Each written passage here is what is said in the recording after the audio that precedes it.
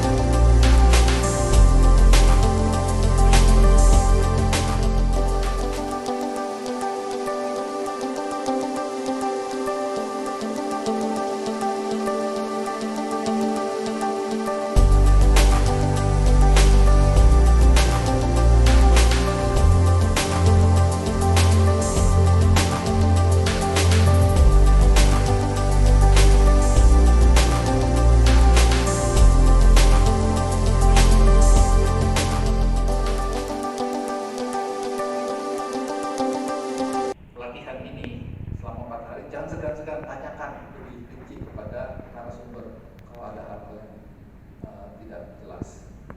Dan sekali lagi saya ucapkan selamat kepada Anda semua dan terima kasih telah hadir pada pelatihan ini. Kami akan share tentang pengetahuan PPI. Jadi bukan kami yang paling pintar, tapi karena kami menerima ilmunya lebih dulu, jadi kami akan share pada Anda. Nanti Anda juga bisa share pada orang lain. Seorang dokter, ada ya? Nah, seorang dokter yang memiliki tugas utama di tempat lain, tapi memiliki tugas tambahan sebagai PCD. Jadi ada yang sudah tugas di bagian manapun di rumah sakit, tidak perlu harus melepaskan jabatan itu. Ini adalah tugas tambahan.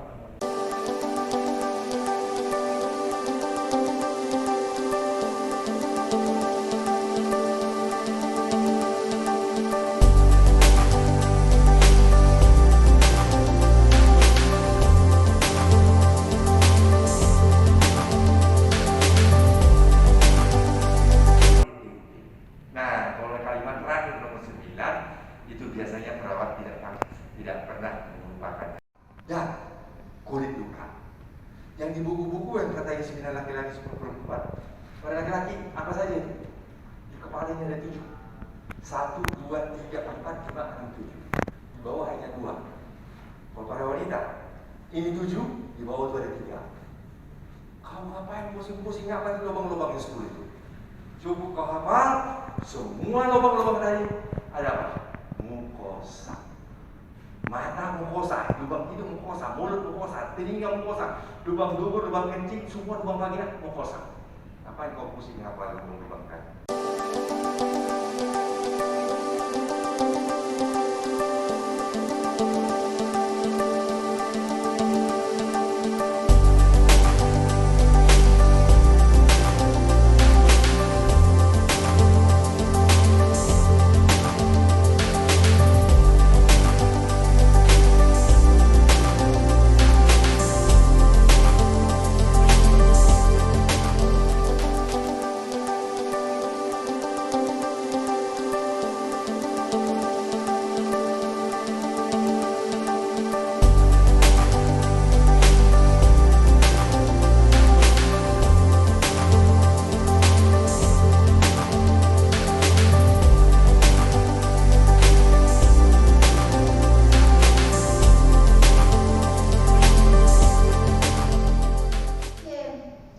Tidak akan mengganggu sirkulasi udara. Udara itu kan bisa masuk kemana-mana kan?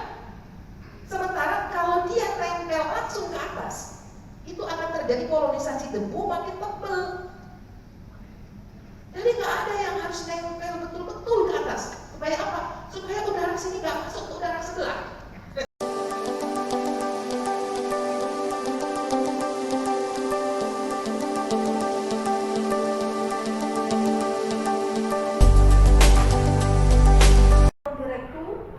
Fasilitasi terkait surveillance ini langsung ke direktur, buat ke direktur, mohon difasilitasi rapat koordinasi dengan KSN 1, KSN 2, KSN 3, agendanya apa?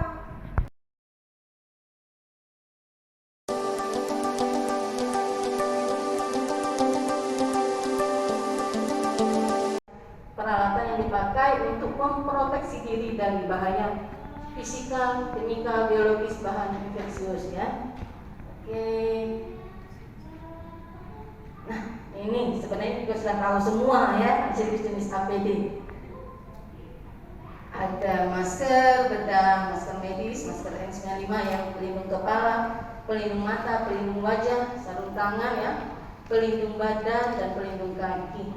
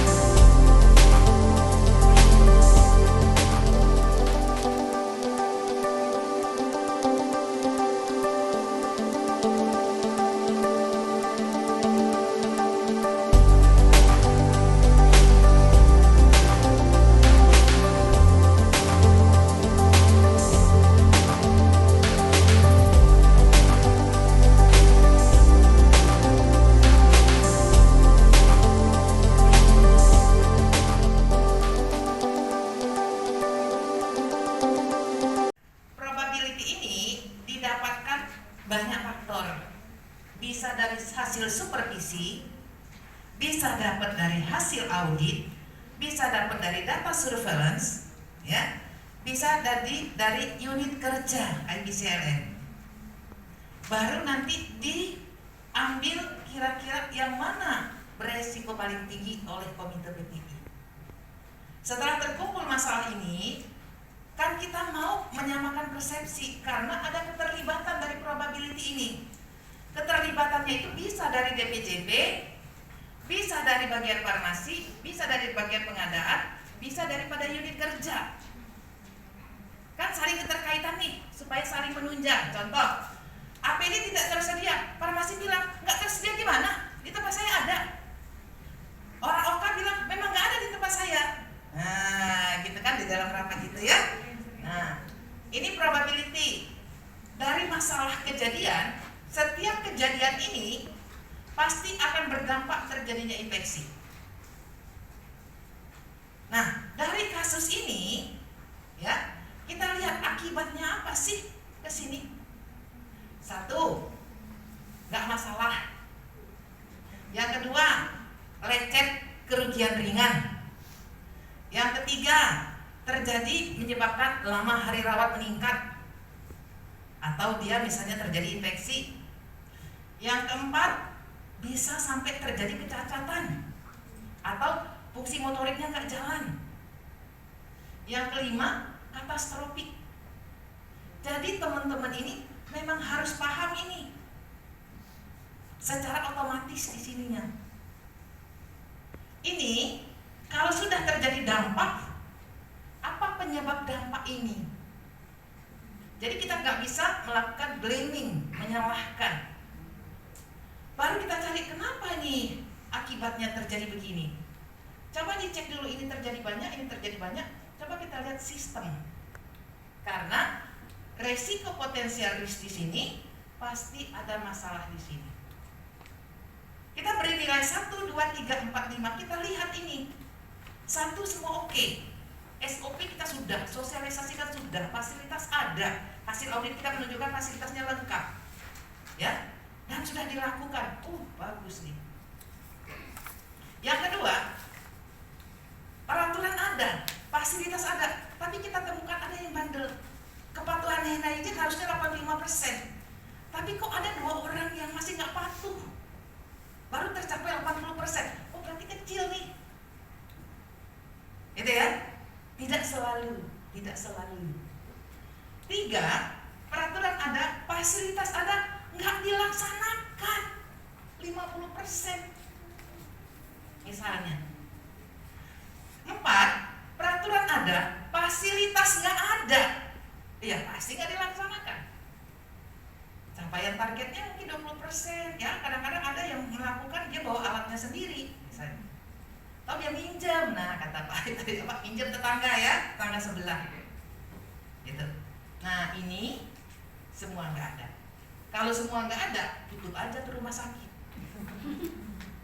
Nah, gitu ya. Oke ya.